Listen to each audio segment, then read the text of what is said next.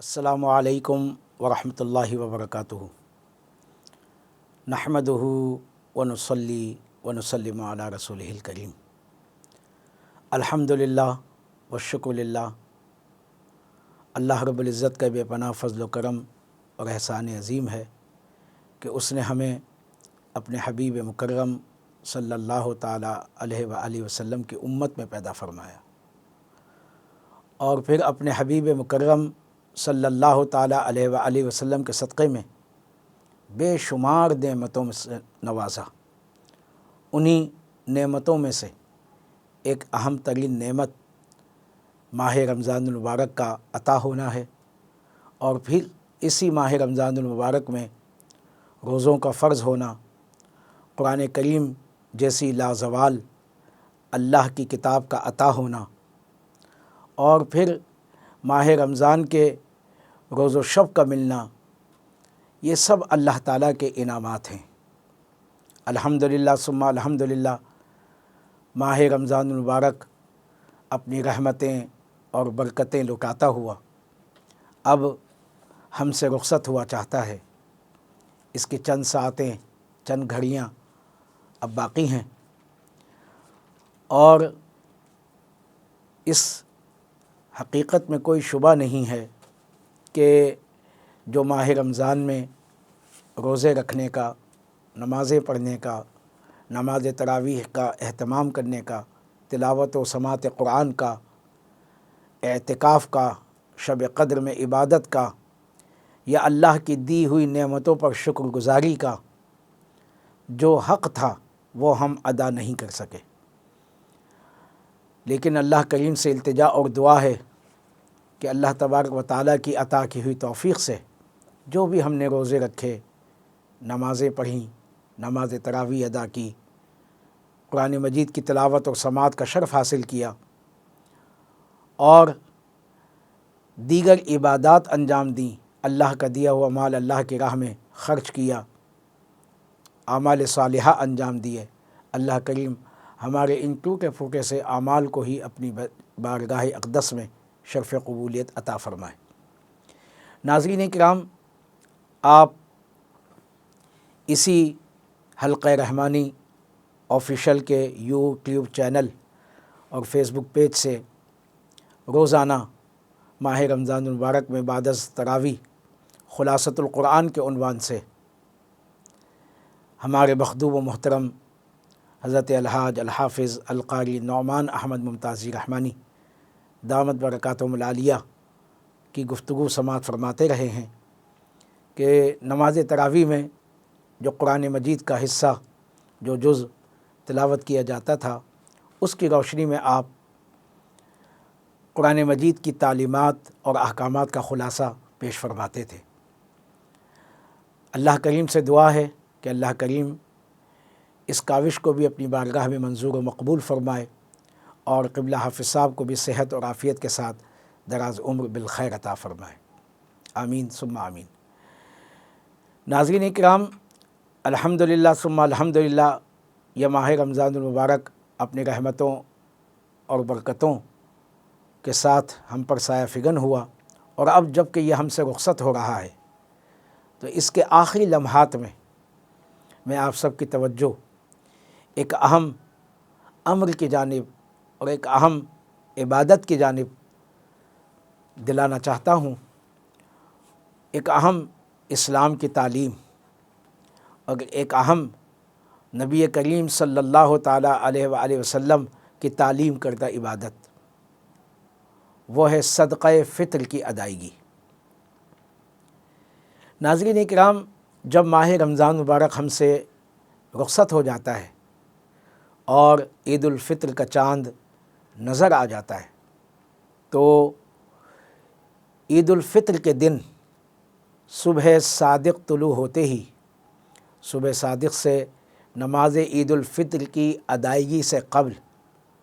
صدقہ فطر کا ادا کرنا واجب ہے۔ یعنی یہ صدقہ فطر کی جو عبادت ہے، صدقہ فطر کی جو ادائیگی ہے، اس کا افضل ترین وقت تو نماز عید سے پہلے اور عید الفطر کے دن صبح صادق سے شروع ہوتا ہے۔ لیکن اگر کوئی شخص صدقہ فطر اس سے پہلے بھی ادا کر دے، ماہ رمضان المبارک میں ادا کر دے، تب بھی یہ صدقہ فطر ادا ہو جاتا ہے۔ اور اگر کوئی شخص عید الفطر کے دن نماز عید سے قبل اس صدقہ فطر کو ادا نہیں کر سکا، تب بھی اس کا وجوب ساقط نہیں ہوتا، بلکہ اس کا ادا کرنا لازم رہتا ہے۔ جس طرح سے دیگر فرائض اور واجبات کی ادائیگی ہم سے ساقط نہیں ہوتی، بلکہ جب تک وہ ادا نہ کر لی جائے وہ ہمارے ذمے رہتی ہیں، اسی طرح سے یہ جو صدقہ فطر کی عبادت ہے یہ ہم پر لازم رہتی ہے تا وقت یہ کہ اس کو ادا نہ کر دیا جائے۔ اب یہ صدقہ فطر کی حکمت کیا ہے، یہ کیوں واجب کیا گیا؟ تو اس سلسلے میں حضور نبی مکرم صلی اللہ تعالی علیہ وآلہ وسلم کی تعلیمات کا خلاصہ یہ ہے کہ ہم سے ماہ رمضان المبارک کے روزوں کی ادائیگی میں جو کمی رہ جاتی ہے، جو کوتاہیاں ہو جاتی ہیں، جو لغو باتیں ہو جاتی ہیں، جو بیہودہ باتیں اور کام سرزد ہو جاتے ہیں،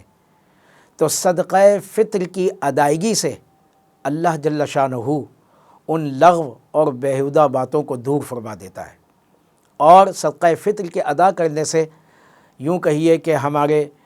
روزوں میں جو کمی ہے اس کی تلافی ہو جاتی ہے۔ بلکہ حضور نبی کریم صلی اللہ تعالیٰ علیہ وآلہ وسلم تو یہاں تک ارشاد فرماتے ہیں کہ ایک مسلمان کے روزے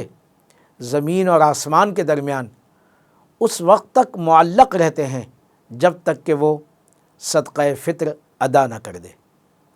یعنی اس کا مطلب یہ ہوا کہ صدقہ فطر ادا کرنا ضروری ہے۔ اب سوال یہ پیدا ہوتا ہے کہ کیا صدقہ فطر جنہوں نے روزے رکھے صرف ان کو ہی ادا کرنا ہے، ان پر ہی واجب ہے، یا جنہوں نے عذر کی وجہ سے روزے نہیں رکھے یا بغیر شرعی عذر کے کسی نے روزے چھوڑ دیے تو کیا ان کو بھی صدقہ فطر دینا لازم ہے؟ تو یہاں سمجھنے کی بات یہ ہے میرے دوستوں اور بزرگوں کہ صدقہ فطر خواہ ماہ رمضان المبارک میں کسی مسلمان نے روزے رکھے یا نہیں رکھے، عذر کی وجہ سے چھوڑے یا بغیر کسی شرعی عذر کے چھوڑ دیے اپنی سستی اور کاہلی کی وجہ سے، تب بھی ہر عاقل بالغ اور آزاد غلام چھوٹے بڑے ہر ایک مسلمان مرد اور عورت پر صدقہ فطر کا ادا کرنا واجب ہے۔ اچھا، اس میں عاقل اور بالغ ہونا بھی ضروری نہیں ہے، ہاں صاحب نصاب ہونا، کہ صاحب نصاب ہر مسلمان مرد اور عورت پر صدقہ فطر کا ادا کرنا واجب ہے۔ اب صاحب نصاب سے کیا مراد ہے، تفصیل کا وقت نہیں ہے، اتنا سمجھیے کہ علماء اکرام نے اس کی جو تعریف کی ہے کہ کسی کے پاس 7.5 تولہ سونا یا 52.5 تولے چاندی یا اس کی مالیت کے برابر رقم موجود ہو، اور معیار جو ہے وہ 52.5 تولے چاندی کی مالیت ہے، کہ اس کی مقدار کے برابر رقم موجود ہے یا ملا جلا سونا موجود ہے یا سونا چاندی کے زیورات موجود ہیں یا حاجت اصلیہ سے زائد سامان موجود ہے، جس طرح سے آج کل ہمارے گھروں میں ہوتا ہے کہ ہماری حاجت اصلیہ یعنی جو بنیادی ضروریات زندگی کی اشیاء ہیں ان سے زائد جو سامان موجود ہے وہ حاجت اصلیہ سے زائد سامان ہے، تو کسی کے پاس اگر وہ ہے حاجت اصلیہ سے زائد سامان تو وہ صاحب نصاب ہے اور اس پر صدقہ فطر کا ادا کرنا واجب ہے۔ اور اس کا بہترین وقت میں نے آپ کی خدمت میں عرض کیا کہ صبح عید الفطر کی صبح صادق سے نماز عید سے پہلے ادا کرنا ضروری ہے، اور اس کا افضل ترین وقت یہی ہے۔ لیکن اس سے پہلے بھی ادا کیا جا سکتا ہے، اور کسی نے اگر اس وقت میں ادا نہیں کیا تو وہ بعد میں بھی ادا کر سکتا ہے، اس کے ذمے یہ واجب رہے گا جب تک کہ وہ ادا نہیں کر لے گا۔ تو یہ بہت اہم عبادت ہے صدقہ فطر کا ادا کرنا۔ اب بات یہ ہے کہ صدقہ فطر کی مقدار کیا ہے، کتنا دیا جائے اور کن چیزوں میں دیا جائے۔ تو اس حوالے سے جو فقہ کی کتابوں میں تفصیل ملتی ہے اور علماء اکرام جو ہماری رہنمائی فرماتے ہیں، احادیث میں حضور اکرم صلی اللہ تعالیٰ علیہ وآلہ وسلم نے جو ہماری رہنمائی فرمائی ہے، جو تعلیم دی ہے، اس کا خلاصہ یہ ہے کہ صدقہ فطر 6 چیزوں میں دیا جا سکتا ہے۔ احادیث میں 6 چیزوں سے صدقہ فطر کی ادائیگی کا ثبوت ملتا ہے۔ ان میں گندم اور انگور، ان دونوں میں 2 کلو 50 گرام یہ پیمانہ ہے، وزن ہے، یہ نصف صاع 2 کلو 50 گرام اس کی مقدار ہے ہمارے وزن میں، ہمارے پیمانوں میں، اوزان میں، کہ ان کی مقدار یہ 2 کلو 50 گرام کی مقدار میں ایک فرد کا صدقہ فطر ادا ہوگا، اور ان کی مالیت دی جائے، نقد رقم دی جائے تو یہ زیادہ افضل ہے حضرت امام ابو حنیفہ رضی اللہ تعالیٰ عنہ کے نزدیک۔ گندم اور انگور کے علاوہ جو، کھجور، کشمش اور پنیر میں بھی صدقہ فطر کی ادائیگی کا ثبوت ملتا ہے اور احادیث میں اس کی تعلیم دی گئی ہے۔ بلکہ علماء کرام یہ فرماتے ہیں، ہمارے فقہ حنفی کے امام اعظم حضرت امام ابو حنیفہ رضی اللہ تعالیٰ عنہ کے نزدیک سب سے قیمتی چیز میں صدقہ فطر ادا کرنا زیادہ افضل ہے۔ یعنی جس کو اللہ توفیق دے، صاحب استطاعت ہو، غنی ہو، مالدار ہو، اس کو یہ چاہیے کہ جو سب سے قیمتی چیز ہے، مثال کے طور پر کشمش ہے، پنیر ہے، تو اس کی مقدار کے حوالے سے صدقہ فطر ادا کرے۔ تو کھجور، کشمش، پنیر اور جو میں، ان میں جو وزن ہے صدقہ فطر کا وہ 1 صاع ہے، یعنی 4 کلو اور 100 گرام، جبکہ گندم میں 2 کلو 50 گرام۔ تو آج کے دور کے مطابق اس وقت جو مارکیٹ ویلیو ہے گندم کی، وہ ہمارے علماء اکرام نے 320 روپے مقرر فرمائی ہے کہ ایک فرد کا جو صدقہ فطر ہے اس سال، یہ سن 1444 ہجری میں، سن 2023 عیسوی میں، نماز عید الفطر کے موقع پر جو صدقہ فطر ادا کیا جا رہا ہے، وہ گندم میں اگر دیکھا جائے تو کیونکہ گندم ہر فرد استعمال کرتا ہے، گندم کا آٹا استعمال ہوتا ہے، تو جو آٹا، جو گندم ہم اپنے گھروں میں استعمال کرتے ہیں، اس کی مقدار کے مطابق رقم جو ہے وہ دی جائے گی۔ اب جتنے بھی افراد ہیں گھر کے، خواہ وہ نابالغ ہوں یا بالغ، خواہ وہ چھوٹے ہوں بڑے ہوں، مرد ہوں یا خواتین ہوں، سب کی طرف سے صدقہ فطر ہوگا۔ ہاں، البتہ یہ ہے کہ جو گھر کا سرپرست ہے، مالک ہے، ولی ہے، کفیل ہے، وہ اپنے چھوٹے بچوں کی طرف سے، نابالغ افراد کی طرف سے، یا اگر گھر میں کوئی مجنون یعنی پاگل، ذہنی طور پر معذور اشخاص موجود ہے تو ان کی طرف سے جو ان کا ولی ہے، سرپرست ہے، وہ صدقہ فطر ادا کر سکتا ہے۔ البتہ ماں باپ پر یا والد پر اپنی بالغ اولاد کی طرف سے صدقہ فطر ادا کرنا واجب نہیں ہے، وہ خود ادا کریں۔ اسی طرح سے بیوی کی اگر صاحب نصاب ہے تو وہ اپنا صدقہ فطر، جس طرح سے زکوٰۃ خود اس کے ذمہ واجب ہوتی ہے، اسی طرح سے صدقہ فطر اس کے ذمہ واجب ہوتا ہے۔ تاہم اگر والد اپنی بالغ اولاد کی طرف سے بھی ان کو بتا کر، ان کی اجازت سے، اسی طرح سے اپنی بیوی کی طرف سے اس کو بتا کر ادا کر دے تو یہ بھی صدقہ فطر ادا ہو جائے گا، ورنہ جو بالغ اور عاقل اولاد ہے، بیوی ہے، اس کے ذمہ صدقہ فطر کا وجوب باقی رہے گا۔ تو یہ صدقہ فطر کے حوالے سے کچھ تعلیمات آپ کی خدمت میں پیش کی۔ اب سوال یہ پیدا ہوتا ہے کہ صدقہ فطر کس کو دیا جائے؟ تو اس کا جواب وہی ہے، بہت آسان سا جواب تو یہ ہے کہ جن کو زکوٰۃ دی جا سکتی ہے انہیں ہی صدقہ فطر دیا جا سکتا ہے۔ جس طرح سے زکوٰۃ ایک صدقہ واجبہ ہے،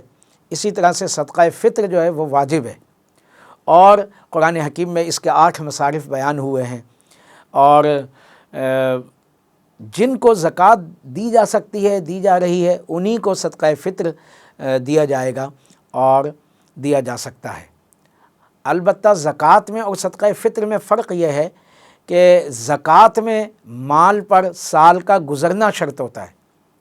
لیکن صدقہ فطر کے وجوب کے لیے مال پر سال کا گزرنا شرط نہیں ہے، بلکہ اگر عید کے دن صبح صادق کے وقت صبح صادق سے پہلے اگر کوئی شخص صاحب نصاب ہو گیا تو اس پر اپنی طرف سے یا اپنے نابالغ اولاد کی طرف سے، اپنے گھر کے افراد کی طرف سے صدقہ فطر ادا کرنا واجب ہے۔ اچھا، یہ جو میں نے عرض کیا کہ صدقہ فطر جہاں زکوٰۃ دی جا سکتی ہے، جن کو زکوٰۃ دی جا سکتی ہے انہیں صدقہ فطر بھی دیا جا سکتا ہے، اس کا مطلب یہ ہوا کہ جس طرح سے زکوٰۃ ہم اپنی اصل اور فروع کو نہیں دے سکتے، یعنی اصل سے مراد ہے ماں باپ اور اوپر تک چلے جائیں آپ دادا، اسی طرح سے نانی نانا، دادی دادا، پوتا پوتی، نواسے نواسیاں، ان کو نہ زکوٰۃ دی جا سکتی ہے اور نہ ہی صدقہ فطر دیا جا سکتا ہے۔ اسی طرح سے میاں بیوی کو، بیوی شوہر کو نہ زکوٰۃ دے سکتے ہیں نہ صدقہ فطر دے سکتے ہیں، اور ان کے علاوہ آپ جن کو بھی دینا چاہیں، سب سے قریبی حق آپ کے اپنے قریبی اعزاء کا، بہن بھائیوں کا اگر وہ مستحق ہیں، صاحب نصاب نہیں ہیں تو ان کا ہے۔ پھر اس کے بعد آپ کے قریبی اعزاء اقربا ہیں، چچا ہیں یا ان کے بچے ہیں، پھوپھیاں ہیں یا خالائیں ہیں یا ماموں ہیں یا ان کی اولادیں ہیں، اسی طرح سے پھر دیگر اعزاء اقربا ہیں، پھر محلے دار ہیں، پھر دیگر مسلمان ہیں، پھر معاشرے کے دیگر مستحق افراد ہیں، تو ان کو یہ صدقہ فطر ادا کیا جا سکتا ہے۔ اچھا، اب بعض اوقات ان مواقع پر دینی مدارس کی جانب سے بھی زکوٰۃ کی اور صدقہ فطر کی عطیات کی اپیل کی جاتی ہے، تو اس میں بھی علماء اکرام یہ فرماتے ہیں کہ جس طرح سے زکوٰۃ کا حیلہ شرعی کر کے دینی مدارس میں اس کو استعمال کیا جا سکتا ہے، یعنی مالک بنانا ضروری ہے زکوٰۃ کا بھی، اسی طرح سے صدقہ فطر کا بھی کسی مستحق کو، اور پھر اس کے بعد وہ مالک بن جائے تو پھر وہ حیلہ شرعی کر کے اس زکوٰۃ کو یا صدقہ فطر کو دینی مدارس میں، جو کہ ہمارے دین کے قلعے ہیں اور دین کے محافظ ہیں، اور جن سے ایسے افراد تیار ہو کر نکلتے ہیں جو ہماری دینی حوالوں سے رہنمائی کرتے ہیں اور ہماری اعانت کے، ہماری مالی سرپرستی کے زیادہ حقدار ہوتے ہیں، تو حیلہ شرعی کے ذریعے زکوٰۃ کی طرح صدقہ فطر کو بھی دینی مدارس میں اور دیگر دینی کاموں میں صرف کیا جا سکتا ہے۔ تو یہ ایک اہم ترین عبادت تھی صدقہ فطر کے حوالے سے۔ صدقہ فطر کی عبادت واجب ہے، مالی عبادت ہے، ہر ایک پر واجب ہے۔ اس کی تعلیمات اور احکامات کا خلاصہ آپ کی خدمت میں پیش کرنے کی سعادت حاصل کی، اس نیت کے ساتھ کہ اب جب کہ یہ رمضان المبارک ہم سے رخصت ہو رہا ہے تو ہم سے بے شک روزوں میں کوتاہیاں ہو گئیں اور کمیاں رہ گئیں، تو اب اس کی تلافی کی ایک بہترین صورت یہ ہے کہ ہم صدقہ فطر کو خوش دلی سے ادا کریں اور اپنے مال میں سے مستحقین کا یہ حق نکالیں کہ حضور نبی کریم صلی اللہ تعالیٰ علیہ وآلہ وسلم نے خود اس کی تعلیم فرمائی، اعلان فرمایا کہ صدقہ فطر کے لیے اعلان کر دو، اس کی مقدار متعین کی، اور اس کی ایک حکمت یہ بتائی کہ معاشرے کے وہ نادار، وہ غریب افراد جو مالی استطاعت نہیں رکھتے، عید کی خوشیاں میں اس انداز سے نہیں منا سکتے جس انداز سے ایک عام مسلمان مناتا ہے، تو جب صدقہ فطر ادا کیا جائے گا تو انشاءاللہ الرحمن وہ بھی کسی نہ کسی طرح سے، کسی نہ کسی اعتبار سے عید کی خوشیوں میں شامل ہو جائیں گے، اور ان کے لیے بھی کھانے پینے کے کچھ اسباب اور سامان میسر آ جائیں گے۔ تو اللہ کریم سے التجا اور دعا ہے کہ اللہ جل شانہ ہمارے ماہ رمضان المبارک کے روزوں کو اور دیگر تمام عبادات کو اپنی بارگاہ اقدس میں شرف قبولیت عطا فرمائے، اور جتنے بھی ہمارے ذمہ فرائض اور واجبات ہیں، خواہ وہ زکوٰۃ ہو یا یہ صدقہ فطر ہو یا دیگر جو بھی ہمارے ذمہ فرائض و واجبات ہیں، ان کو خوش دلی کے ساتھ ادا کرنے کی توفیق عطا فرمائے، اور ہماری ان عبادات کو اور ان اموال کو اور ان صالح اعمال کو اپنی بارگاہ اقدس میں شرف قبولیت عطا فرمائے، اور ہماری کوتاہیوں، لغزشوں اور گناہوں کو معاف فرمائے۔ آمین ثم آمین۔ وما توفیقی الا باللہ وما علینا الا البلاغ المبین۔ والسلام علیکم ورحمۃ اللہ وبرکاتہ۔